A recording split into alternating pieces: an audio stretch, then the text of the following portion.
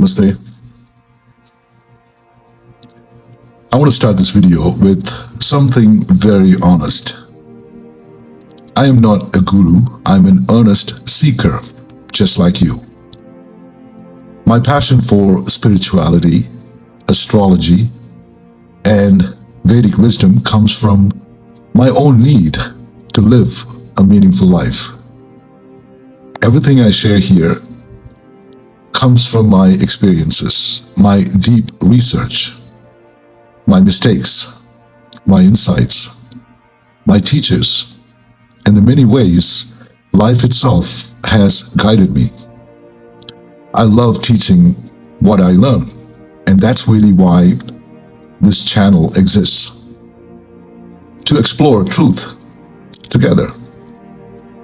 Now, having said that, I want to talk about something that's been on my mind for a very long time. Something that's as beautiful as it is dangerous. Spirituality is a double-edged sword. It can liberate you or it can destroy you, depending on how you hold it. You see, spirituality is one of the most dangerous fields that you can step into. People will lift you up to the sky one day and wait to see you fall the next.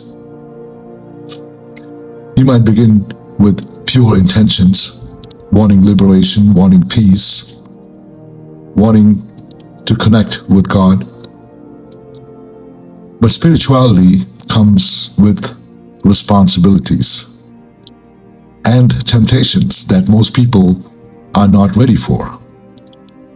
When spirituality gets mixed with this new form of capitalism, with the hunger for power, attention, and respect, very few people make it out clean.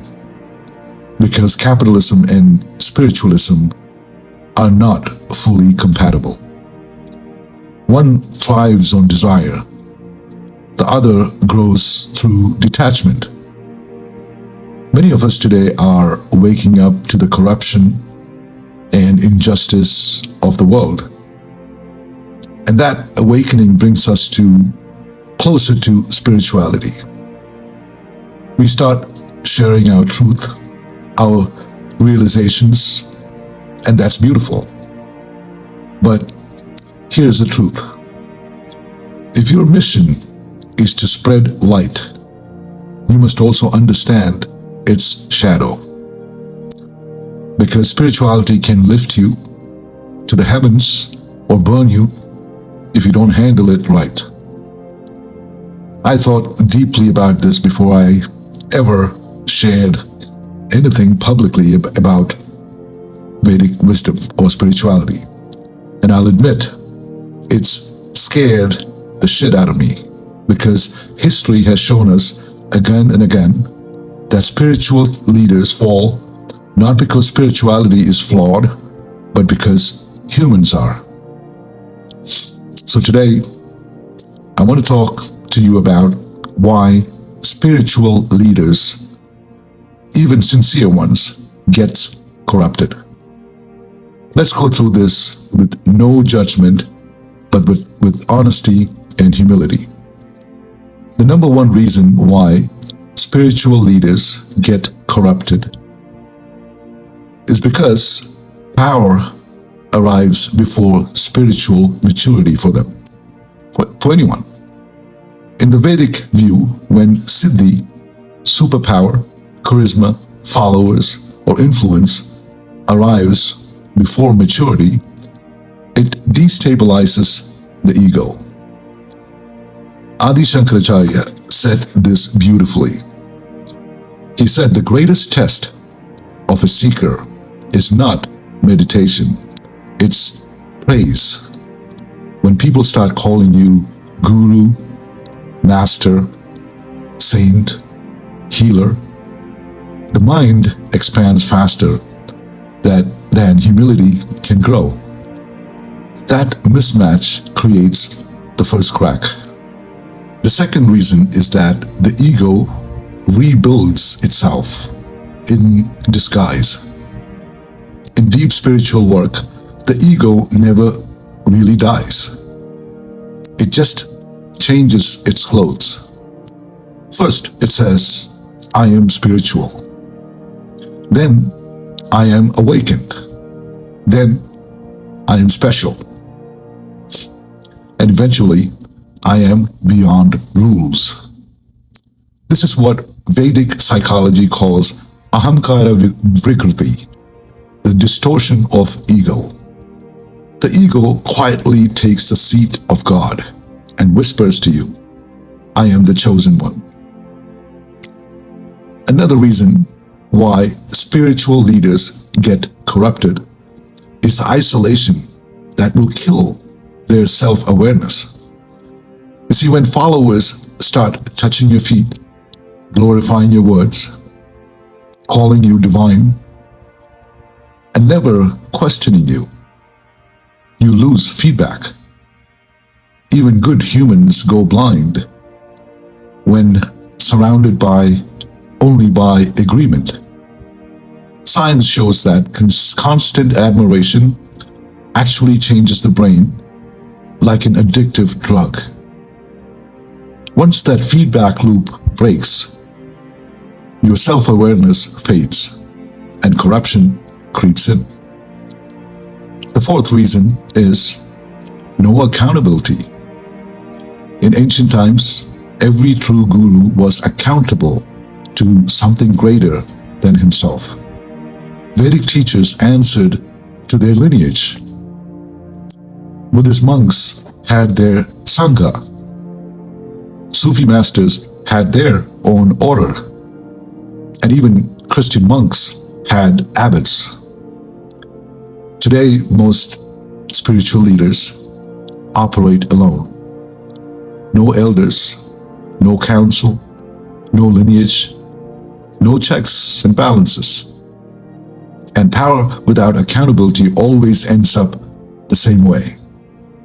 Distortion. The next one is a painful one. Unhealed wounds.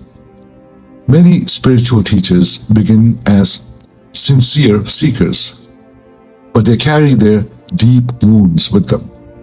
Childhood pain, rejection, loneliness, suppressed desires. When those wounds aren't faced, spirituality becomes a mask, and masks always crack. Unhealed trauma combined with spiritual power is a dangerous mix.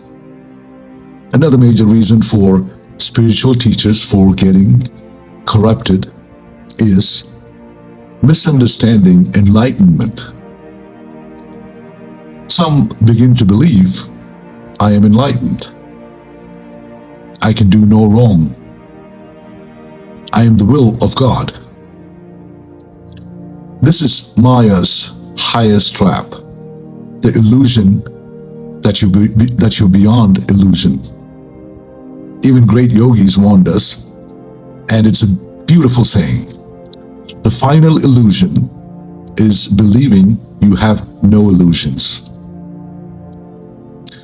And yet, another reason is when followers project divinity onto humans.